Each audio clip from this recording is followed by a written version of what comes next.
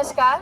સુરત જિલ્લાના ઇનોવેટિવ ફેસ્ટિવલની અંદર આપનું સ્વાગત છે. સુરત જિલ્લાના સ્ટોલ ઉપર સુનો સુનો ભાઈ સુનો સુનો બાત સુનાને आई, कोनो कार्पस के राज आपको दिखाने आई. શું આપ કોનોકાર્પસને ઓળખો છો? કોનોકાર્પસ કયો પ્લાન્ટ છે આપ જાણો છો? આ જે બાજુમાં મૂકેલો પ્લાન્ટ છે એ કોનોકાર્પસ છે. આ કોનોકાર્પસને તમે બધી જ જગ્યાએ જોયો હશે. કોનોકાર્પસ તમે રસ્તા હોય કે ડિવાઈડર હોય, રસ્તાની આજુબાજુ હોય, શાળા હોય, હોસ્પિટલ હોય, હોટલ હોય કે રિસોર્ટ હોય, તમામ જગ્યાએ આ કોનોકાર્પસને હાલ જોઈ રહ્યા હશો. પણ આ કોનોકાર્પસ શું છે શું આપ જાણો છો? તો કોનોકાર્પસની હકીકત સમજાવવા જ આજે અમે ઉપસ્થિત થયા છે. તો ચાલો જાણીએ કોનોકાર્પસ વિશે. આ કોનોકાર્પસ પ્લાન્ટનું વૈજ્ઞાનિક નામ કોનોકાર્પસ ઇરેક્ટસ છે. કોનોકાર્પસ એ કોમ્બ્રિટેસી ફેમિલીનું છે. આ કોનોકાર્પસ એ મૂળ ભારતીય વનસ્પતિ નથી, પરંતુ તે નોર્થ અમેરિકામાંથી બ્રાઝિલ થઈ અને ત્યારબાદ એ આપણા ઇન્ડિયાની અંદર આવેલી વનસ્પતિ છે. આ વનસ્પતિને દુબઈની અંદર દમશ અને ડેવિલ ટ્રી તરીકે પણ આપણે એને ઓળખીએ છીએ. તો આ કોનોકાર્પસ ને 12 મહિના ગ્રીન રહેતું હોવાને કારણે એને આડેધડ રોપી તો દીધું, પરંતુ એ શું નુકસાન કરે છે ચાલો આપણે કઠપુતલી દ્વારા સમજીએ. सुनो सुनो भाई सुनो सुनो राज सुनावे कोनोकार्पस के. जो आ कोनोकार्पसनी आसपास एक चकली, एक कीटक, एक पतंगिયું કે કોઈ પક્ષી રહેઠાણ કે વસવાટ માટે જતું નથી. એની પરાગરજ કે એના પુષ્પ ફળ ખોરાક તરીકે વાપરતા નથી. જુઓ જુઓ ભાઈ જુઓ જુઓ, જો કોનોકાર્પસને ઘરની આજુબાજુ રોપી દઈએ તો ઘરની પાઇપલાઇનો, ઘરની દિવાલો બધું તોડી નાખે છે. એ સિવાય અહીંયા પાછળ સૂતેલા ભાઈને તો જુઓ. તમે જાણો છો આ ભાઈને શું થયું છે? આ ભાઈ કોનોકાર્પસના પુષ્પની પરાગરજને કારણે શરદી, ખાંસી, એલર્જી, ફેફસાનું કેન્સર વગેરે જેવી બીમારીઓથી પીડાઈ રહ્યા છે.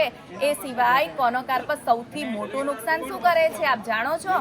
લાવે છે ભયંકર જળ સંકટ. કેવું જળ સંકટ? તો ચાલો જોઈએ આપણે ચાર્ટ ઉપર.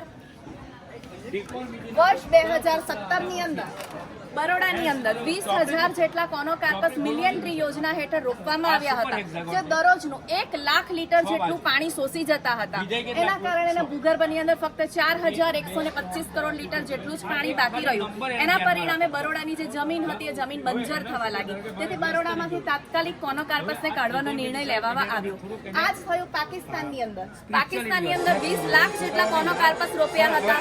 આ કોનોકાર્પસ દરરોજનું વધારેમાં વધારે પાણી શોષી જવાને કારણે ભૂગર્ભ જળનો ખાત્મો બોલાઈ ગયો. જમીન એ એકદમ ખરાબ થવા માંડી. તેથી ત્યાં પણ પ્રતિબંધ લાદવામાં આવ્યો. ફક્ત પાકિસ્તાન જ નહીં, પરંતુ gulf country Pakistan, Dubai, Iran, Iraq તમામ દેશોની અંદર પ્રતિબંધ લાદવામાં આવ્યો. આ કોનોકાર્પસ વિશેની વાતો ફક્ત સંભળાયેલી નથી, પરંતુ શા માટે વિદેશમાં એની પર પ્રતિબંધ લાદવામાં આવ્યો એની તપાસ કરવા માટે અમે ફોરેનના તમામ રિસર્ચ પેપર સર્ચ કર્યા છે અને અહીંયા મૂક્યા છે. આ રિસર્ચ પેપરો પરથી આપણે જાણી શકીએ છીએ કે કોનોકાર્પસ કેટલું નુકસાનકારક છે. કોનોકાર્પસથી ફેફસાનો રોગ અને વગેરે તો થાય જ થાય છે, પણ સાથે લાવે છે ભયંકર મોટું જળ સંકટ. હવે તમે જાણતા હશો કે હવે પછી જો વિશ્વ યુદ્ધ થાય તો એ થવાનું છે પીવાના પાણી માટે. તો પીવાના પાણીને જો બચાવવું હશે તો આપણે કોનોકાર્પસને હટાવવું જ પડશે.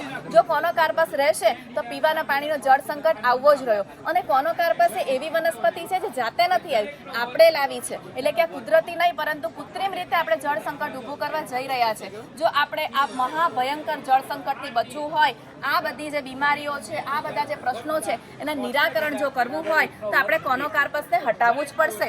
આ કોનોકાર્પસને હટાવવા માટેનો પરિપત્ર સરકાર દ્વારા 26 તારીખે કરવામાં આવ્યો, પરંતુ હું અને મારા 65 સ્ટુડન્ટ્સ ભેગા મળી અને છેલ્લા 2 વર્ષથી કોનોકાર્પસને હટાવવાની ઝુંબેશમાં સંકળાયેલા છીએ. અત્યાર સુધી મળેલ રિઝલ્ટ અમારું કંઈક આવું છે. અત્યાર સુધી અમે કુલ 32 જગ્યાએથી કોનોકાર્પસને હટાવી અને તેના સ્થાને આપણી જે લોકલ વનસ્પતિઓ છે જેમ કે વડ, લીમડો, પીપળો, સરગવા તેને સ્થાન અપાવ્યું છે. તો આવી વિદેશી વનસ્પતિઓને સ્થાને સ્વદેશી શા માટે ન રોપવી?